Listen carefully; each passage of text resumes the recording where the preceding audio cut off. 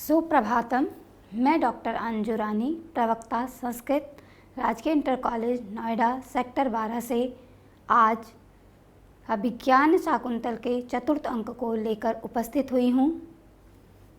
जैसा कि हमने पहली कक्षा में पढ़ा था कि कैसे शकुंतला आश्रम से विदा हो रही हैं और किस किस से मिल रही हैं, कैसे प्रकृति का रुदन कालिदास द्वारा दिखाया गया है कि मृगों ने, हिरणों ने घास खाना छोड़ दिया है, मोरों ने नाचना छोड़ दिया है और लताएं अपने पीले पत्ते ऐसे गिरा रही हैं जैसे मानो आंसू गिरा रही हों।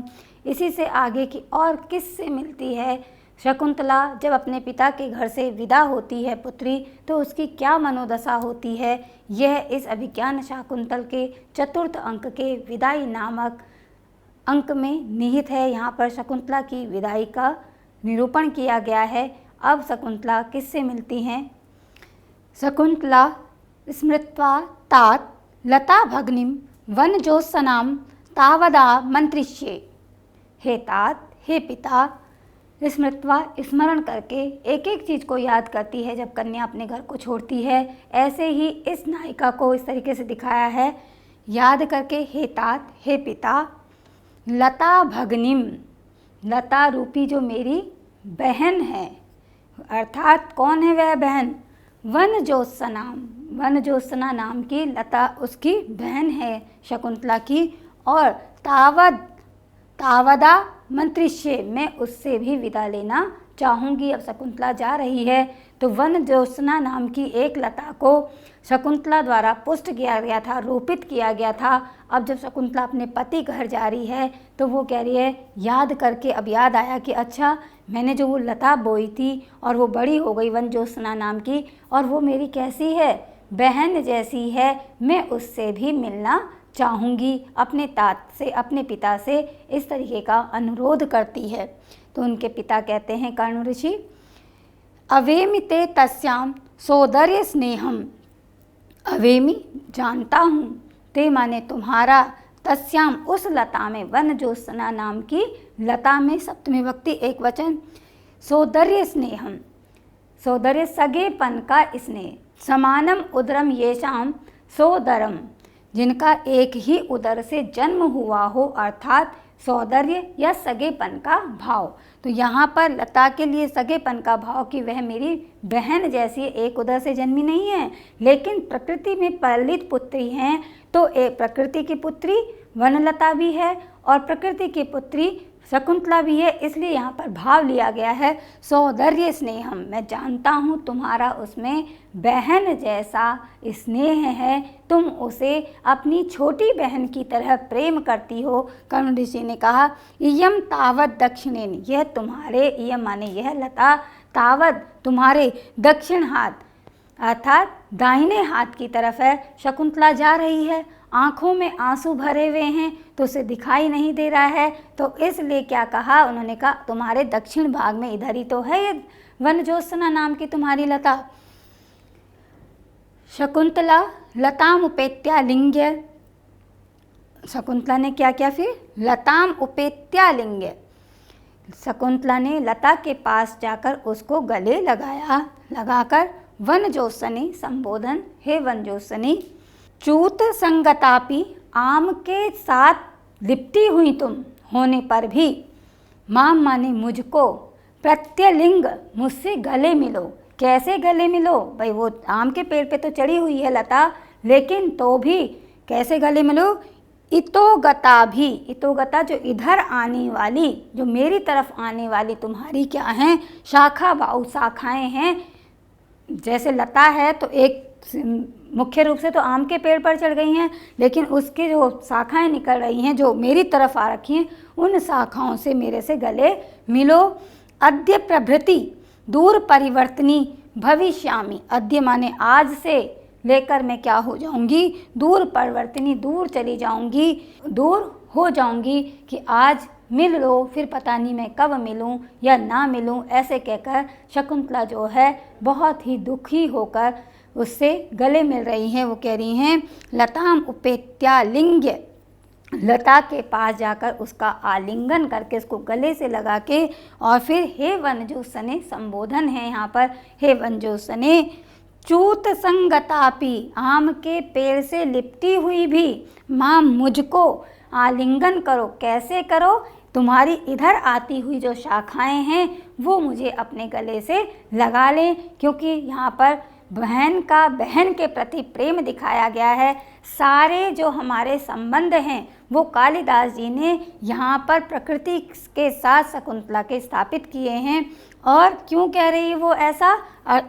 क्योंकि अद्य प्रभृति, आज से मैं क्या हो जाऊंगी? दूर निवास करने वाली हो जाऊंगी, अर्थात यहाँ से चली जाऊंगी, ऐसा शकुंतला कह रही है।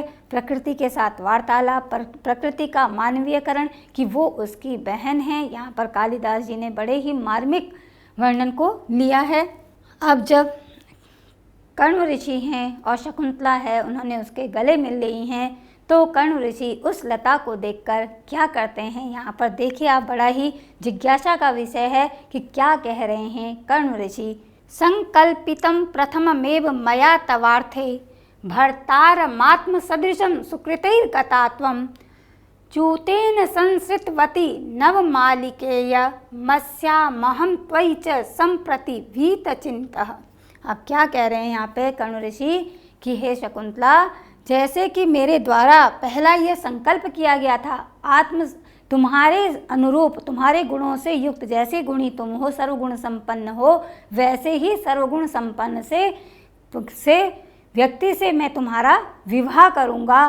तो क्या हुआ? तुम अपने पुण्य कर्मों के द्वारा खुद ही अच्छे पति को प्राप्त हो गई हो, अर्थात राजा दुष्यंत सर्वगुण संपन्न हैं और शकुंतला नायिका भी सर्वगुण संपन्न है, तो इसलिए तुम सुकृतई, अपने पुण्य कर्मों के कारण उनको प्राप्त हो गई हो। और क्या हो गया है? और ऐसे ही यह नवमालिका नाम की जो लता है, यह भी आम पेड़ का आश्रय लेकर अपने पति के घर को चली गई है। अर्थात यहाँ पर नायक नायिका का आरोप किया है। नायिका यहाँ पे नवमालिका को माना है और सहकार आम के पेड़ को उन्होंने पुरुष माना है, नायक माना है। तो नायिका ने नायक का अवलंबन कर लिया है, अर्थात स्वयं ही वर्ण कर लिया है, चुन लिया है। तो इस तरीके से मैं क्या हो गया हूँ? तुम दोनों के विषय में ही वीत चिंतित, निश्चिंत हो गया हूँ। एक पिता के घर में जब पुत्री होती है तो वो उसी दिन से क्या सोचने लगता है कि मैं इस पुत्री के लिए योग्य वर ढूंढूंगा। ये पिता की चिंता निरंतर बनी रहती है। तो आज कण्व ऋषि क्या कह रहे हैं इसके माध्यम से देख लीजिए। मया तवार्थे, मैंने तुम्हारे लिए, मेरे द्वारा तुम्हारे लिए, प्रथममेव संकल्पितम, पहले ही यह संकल्प किया गया था, मैंने ये दृढ़ निश्चय किया था। क्या किया था उन्होंने दृढ़ निश्चय? आत्म सदृशम, तुम्हारे स्वरूप, तुम्हारी समानता के अनुरूप, जैसे तुम हो वैसे ही तुम्हारा क्या हो? भर्तारम, तुम्हारा पति मैं चुनूंगा। वैसे ही उसी समानता के आधार पर तुम क्या? भर्तारम त्वम सुकृतई गता इयम नवमल्लिका, तुम उसी समान अनुरूप की भर्ता को चली गई हो। जैसा मैंने सोचा था कि मैं तुम्हारे लिए ऐसा पति ढूंढूंगा, वैसे ही गुणों से संपन्न अपने पूर्ण सौभाग्य से तुम क्या हो गई हो? पति को प्राप्त हो गई हो, अर्थात तुमने राजा दुष्यंत को चुन लिया है। और गता इयम नवमालिका, और चली गई है, इयम माने यह भी, नवमालिका चूतेन संसितवती, आम के पेड़ का सहारा लिए वे, संप्रति अहम, यह नवमालिका ने भी क्या कर लिया? आम के पेड़ का वर्ण कर लिया है। इसलिए मैं अस्याम, इसमें, इस नवमालिका लता में और त्वयि तुम्हारे में क्या हो गया हूँ? वीत चिंतिता, चिंता मुक्त हो गया हूँ। कि दोनों कन्या के समान माना है कण्व ऋषि ने कि जैसे शकुंतला ने अपने पति का चयन कर लिया तो मैं निश्चिंत हो गया। भाई जो कार्य बहुत ही कठिनता से होता कि अगर कण्व ऋषि चाहते कि मैं राजा से विवाह करूं कन्या का, तो यह संभव सा कार्य था, लेकिन शकुंतला और दुष्यंत ने गंधर्व विवाह द्वारा उसे संपन्न कर दिया। तो भाई एक पिता की समस्या खत्म हो गई। और दूसरा, इस लता ने भी, जो वन में उपजी हुई लता है जिसे कि शकुंतला ने पल्लवित पोषित किया है, उस लता ने भी अपने ही स्वरूप, जैसे कि आम भी फलों में श्रेष्ठ है, आम फलों का राजा है, तो ऐसे ही उसने भी राजपद को से सुशोभित व्यक्ति को चयन किया है शकुंतला ने। और यहाँ नवमालिका ने भी क्या किया है, राजा के पद से सुशोभित आम के वृक्ष का चयन किया है। यहाँ पर नायक नायिका का आरोप है, मानवीयकरण है, और क्या है यहाँ पर व्यंजना दी गई है। व्यंजना का तार कालिदास की व्यंजना श्रेष्ठ मानी जाती है। व्यंजना का अर्थ होता है शब्द कम और भाव अधिक, तो इसमें यहाँ पर परिलक्षित होता है। और इसी के साथ आत्मसदृशम के ऊपर हम थोड़ा सा चर्चा करेंगे कि जैसे कि एक कथा मैं आपको सुनाती हूँ। राजा जनक की पुत्री सीता थी और वह अपने महल में थी। एक दिन अचानक से वो एक कक्ष में गई और वहाँ शिव का धनुष था। शिव के धनुष को उठाकर उन्होंने अनायास ही कि यह गंदा हो रखा था और उधर उठा के रख दिया।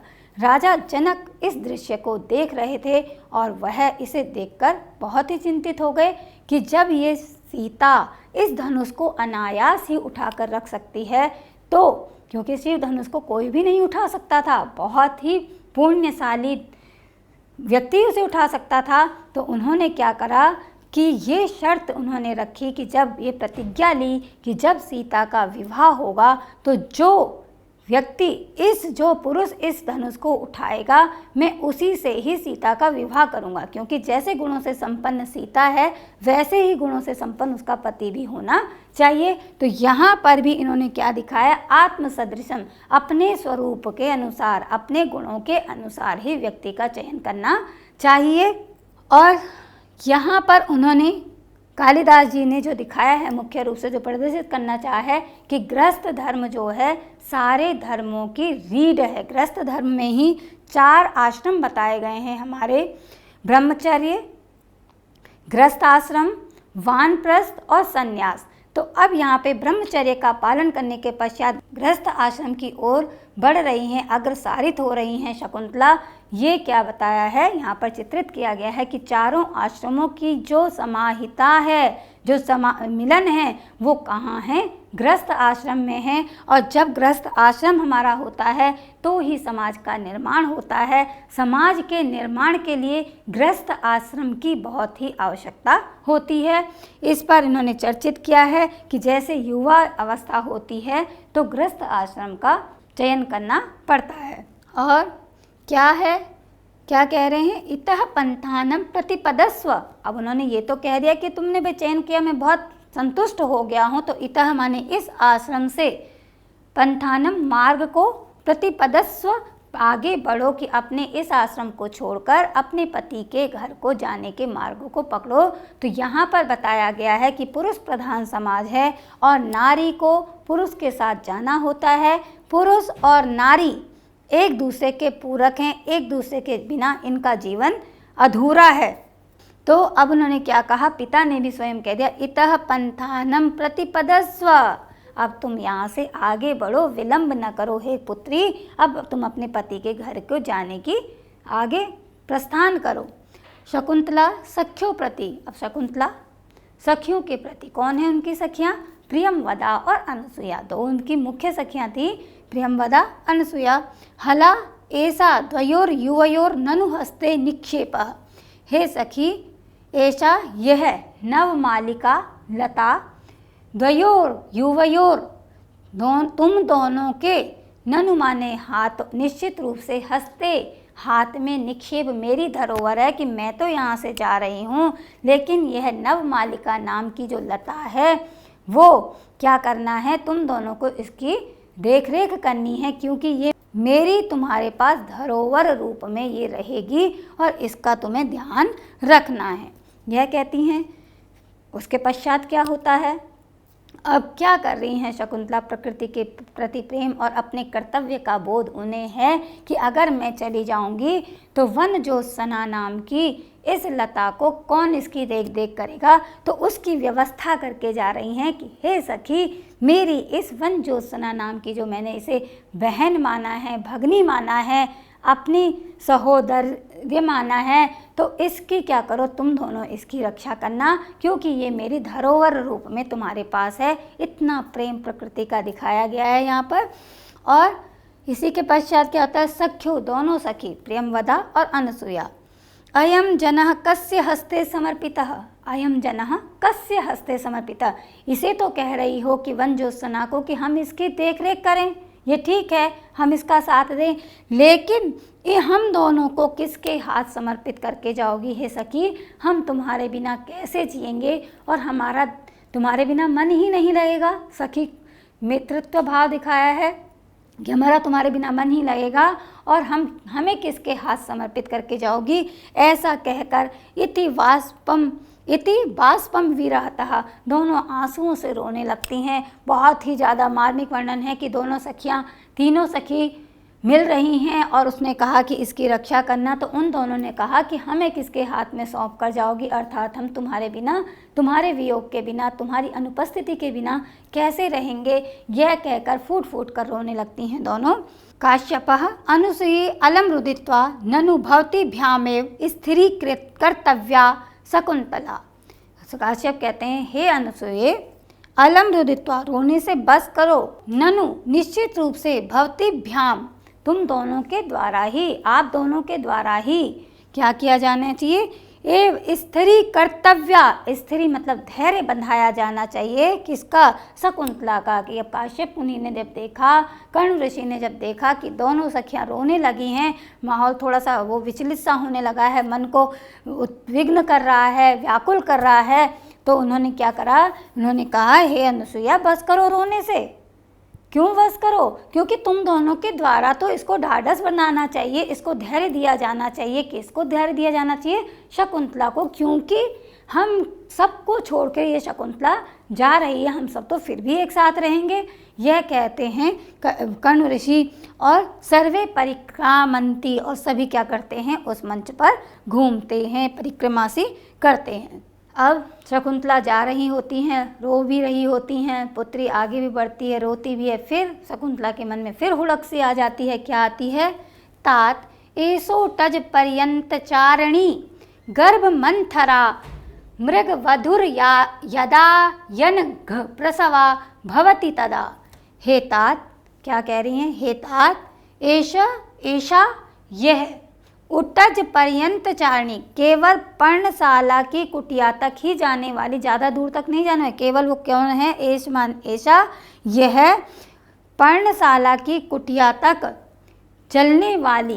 क्यों चल रही है वो पर्णशाला की कुटिया तक ही, कौन है, गर्भ मंथरा, गर्भ जिसने गर्भ धारण कर रखा हो, गर्भ धारण करते हुए जीव हो, जंतु हो, नारी हो, तो उसकी गति थोड़ी कम हो जाती है। तो गर्भ धारण करने के कारण जो केवल क्या है, पत्ते से बनी हुई कुटिया के ही पास आसपास घूम सकती हो, ऐसी कौन, मृग वधु, अर्थात मृग की वधु, मृगणी, मृगी कौन, हिरणी, यदा जब, अयनघ प्रसवा, जब सुखी पूर्वक, संतोष से, प्रसन्नता से इसका प्रसव हो जाएगा, ये जन्म दे देगी बच्चे को, भवती तदा, जब इसका जन्म हो जाएगा, जब मृग की वधु हिरणी जो है बच्चे को सुखी पूर्वक जन्म दे देगी, तो तब क्या करने हैं, तब उसके बाद फिर उसके मन में क्या कह रही हैं वो आगे, मह्यम किमपि प्रिय निवेदयित्रिकम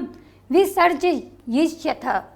मह्यम माने मेरे लिए, किमपि, किमपि कुछ भी करके, प्रिय निवेदयित्रिकम प्रिय शुभ समाचार को सुनाने वाले को क्या करना, विसर्जयिष्यथ, मेरे पास भेज देना, कि जब इस हिरणी का बच्चा हो जाएगा जो गर्भवती है, और तब क्या करना आप कि इसका बच्चा सुखपूर्वक हो गया है, तो इस समाचार को मेरे लिए शुभ संदेश वाहक के द्वारा मेरे पास भेज देना, यह समाचार मुझे अवश्य ही दे देना। जब वो वहाँ से जा रही हैं तो बहुत ही व्याकुल हो रहा है कि मैं पता नहीं क्या छोड़ के जा रही हूँ और क्या क्या समाचार मुझे मिलना चाहिए। तो यहाँ पर कालिदास ने दिखाया है नारी स्वभाव से ही जिज्ञासु होती है और उसके मन में इतनी कोमलता होती है, जानने की इच्छाएं होती हैं कि अब क्या होगा, अब ये हिरणी मेरे सामने पली है, इसका ये गर्भवती है, अब इसका बच्चा सेक से हो जाएगा तो मुझे सूचना दे देना, वरना उसे कैसे पता चलेगा। और स्त्रियों का ये स्वभाव होता है कि जब उनके मायके से पितृकुल से कोई समाचार आता है खुशी का तो वो प्रसन्न हो जाती हैं, आनंदित हो जाती हैं, क्योंकि एक नारी दोनों घरों से जुड़ी हुई होती है। उसके लिए पितृकुल भी होता है और पति का कुल भी उसी का ही होता है। तो दोनों घरों में सामंजस्य बनाकर नारी चलती है। यहाँ पर दिखाया है एक एक पशु पक्षी जीव जंतु लता वृक्ष पौधों से कैसे कैसे प्यार है यहाँ शकुंतला का। पुत्री का प्रेम दर्शाया गया है। एक भारतीय कन्या की विदाई को यहाँ पर चित्रित किया गया है। और इसी के साथ पिता क्या कह रहे हैं यहाँ पर, हे वत्से हे पुत्री नेदम विस्मरिष्यामा, हम ये नहीं भूलेंगे, अवश्य ही तुम्हें इस मृगी का जब बच्चा होगा, सुखी पूर्वक इसका बच्चा होगा, तो मैं अवश्य ही तुम्हें समाचार पहुंचाऊंगा। शकुंतला गतिभंगम निरूपयित्वा, थोड़ा चलते हुए उसके मार्ग में व्यवधान हो जाता है, पैर को ऐसा करती है।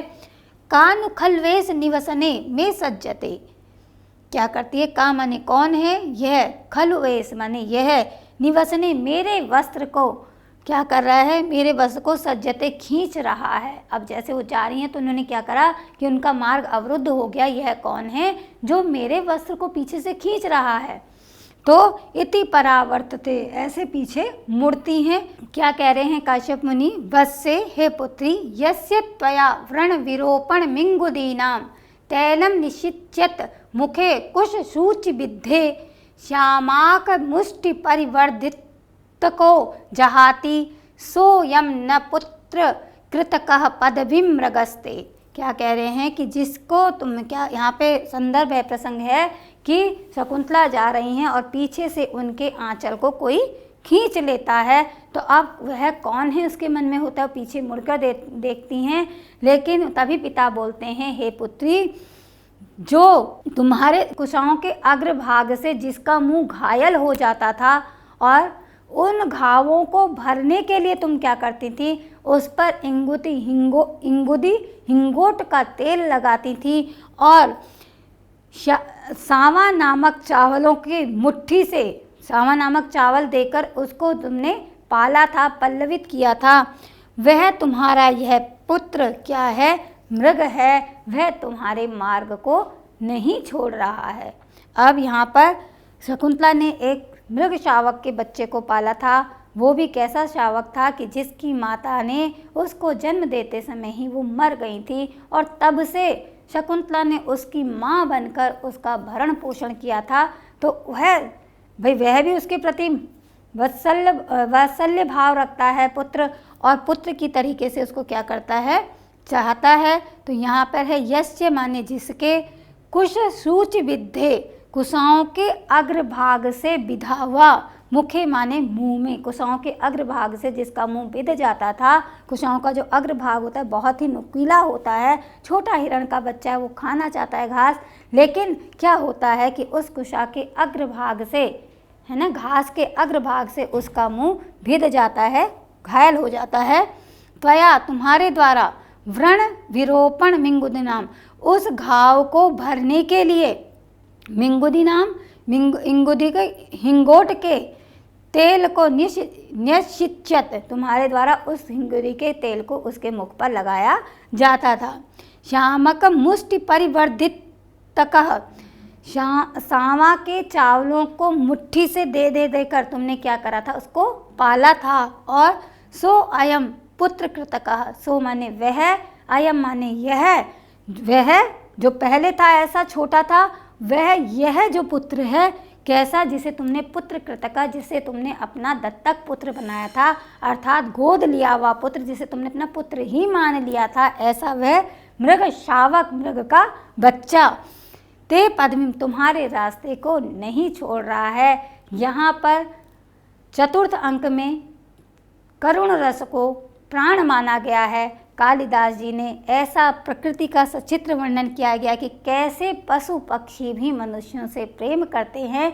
अगर हम उनसे प्रेम करते हैं तो वो भी हमसे प्रेम करते हैं, अगर हम उनसे घृणा करते हैं, नफरत करते हैं, तो वो भी हमसे नफरत करते हैं। तो यहाँ पर शकुंतला क्या करती थी, उस मृग शावक के बच्चे को जब उसकी माता का देहांत हो गया था तब उसने उसे पाला पोसा था, उसका भरण पोषण किया, कैसे कैसे किया कि जब उसका मुंह छिद जाता था तो वो उसे इंगुदी का तेल लगाती थी और उसे खाने में कष्ट होता था घास को, तो उसके लिए क्या करती थी, सवा के चावल, जो जंगली चावल होता है उसको मुट्ठी मुट्ठी भर उसको देती थी। ऐसे ऐसे करके उसने पुत्र को पाला कि कैसे एक माता पुत्र का भरण पोषण करती हैं, यहाँ पर दिखाया गया है। अब जब मृग का बच्चा उसे नहीं छोड़ रहा है तो शकुंतला क्या करती है, बताते हैं। अब शकुंतला, वत्स हे पुत्र। अब शकुंतला वार्तालाप कर रही है मृग के बच्चे से। क्या कहती है मृग के बच्चे से, किम सहवास परित्यागिनीम माम मनुसरसी अचिर प्रसूतया जन्या बिना वर्धित एव। मुझे तुम्हारे साथ को छोड़ देने वाली, तुम्हारे साथ का परित्याग कर देने वाली को, माँ माने मुझको, अनुसरसी जो मैं क्या है पुत्र क्यों कर रहे हो, जो तुम्हारे साथ को छोड़कर आज शकुंतला यहाँ से चली जाएगी, मेरा अनुसरण क्यों कर रहे हो। अचिर प्रसूतया, अचिर प्रसूतया जल्दी से, प्रसूति के थोड़ी ही देर बाद क्या होता है, जन्या बिना, जैसी तुम्हारी माँ ने तुम्हें जन्म दिया उसी समय उनका देहांत हो गया।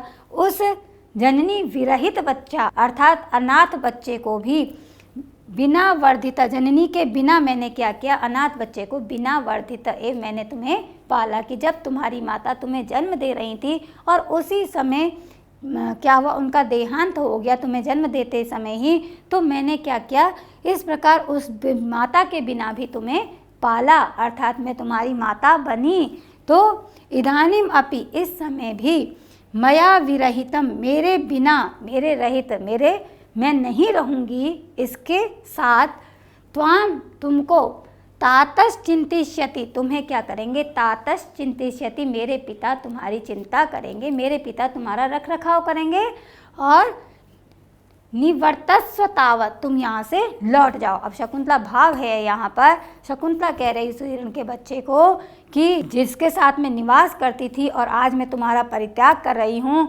और जब तुम्हारी माता ने तुम्हें जन्म दिया था और वो मर गई थी, उस जननी के बिना भी, उस माता के बिना भी मैंने तुम्हें पाला पोसा था, अनाथ नहीं होने दिया था। और इसी तरीके से आज मेरे पिता, मैं यहाँ से चली भी जाऊँगी तो भी मेरे बाद तुम्हारा ध्यान जो है मेरे पिता रखेंगे, तुम चिंता मत करो और तुम यहाँ से लौट जाओ। इति रुदति प्रस्थिता, ऐसा कहते हुए रोने लगती है और आगे बढ़ती है। काश्यपः, अब काश्यप क्या कह रहे हैं, कर्ण ऋषि क्या कह रहे हैं, जब वो रोने लगती है बार बार कन्या पीछे मुड़ मुड़ कर एक एक चीज़ को देख रही है, पूछ रही है, बार बार प्रश्न कर रही है, आकुल हो रही है, व्याकुल हो रही है।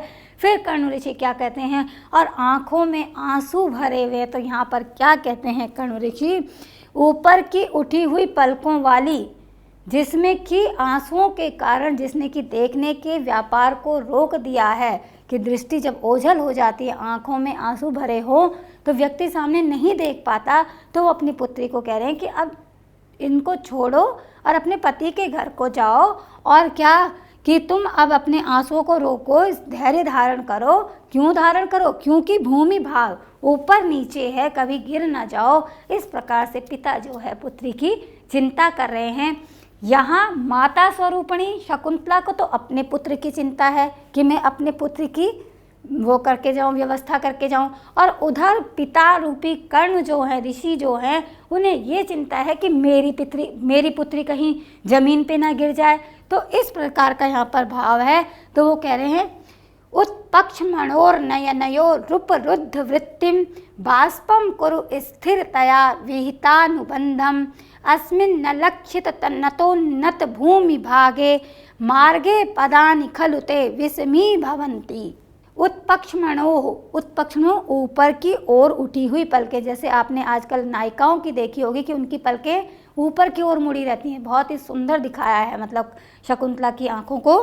नयनयो, दोनों आँखों में, ऊपर उठी हुई पलकों के दोनों आँखों में, उपरुद्ध वृत्तिम बाष्पम, उपरुद्ध माने रोक ली है देखने की जो वृत्ति है, किसने रोक लिया, बाष्पम आंसुओं ने रोक लिया, कि आंखों में आंसू भरे हैं और वो देखना चाहे तो भी नहीं देख सकते हैं।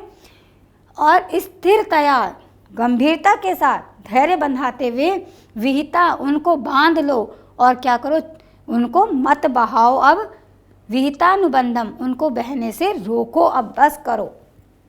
कुरु आलक्षित, आलक्षित न दिखाई देने वाली, नतोन्नत, नत नीचे और उन्नत ऊपर, नत उन्नत भूमि, ऊबड़ खाबड़ भूमि, भूमि तो समतल नहीं है सब जगह, कहीं ऊपर है कहीं नीचे है, तो क्या कह रहे हैं, अलक्षित नतोन्नत भूमि, अलक्षित नहीं दिखाई देगा भूमि का वह भाग जो ऊपर नीचे है।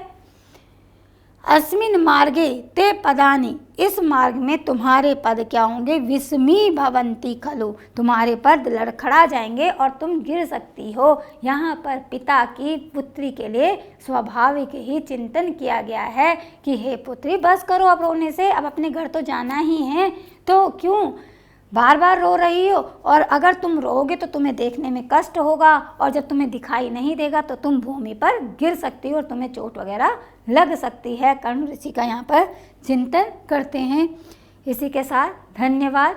आगे क्या होता है, ऐसे ऐसे एक पिता अपनी पुत्री की विदाई करते हैं और उसे विभिन्न प्रकार की शिक्षाएं देकर विदा करते हैं, और पुत्री भी भिन्न भिन्न चीज़ों को स्मरण करती है, एक एक चीज़ से वो जुड़ी होती है, उसको याद कर करके रुदन करती हुई पुत्री आगे बढ़ती है। अब देखते हैं आगे क्या होगा, और सभी बच्चे जो मैंने आज पढ़ाया है इसका पठन पाठन करेंगे, अपनी कॉपियों में इसे लिखेंगे और पुनः पुनः इस मार्मिक अभिज्ञान शाकुंतल का अध्ययन करेंगे, और साक्षात आपको ज्ञान होगा कि कैसे भावनाओं से जुड़ा हुआ हमारा साहित्य होता है, और मनुष्य के मन में ये सभी स्वाभाविक क्रियाएं होती हैं। धन्यवाद।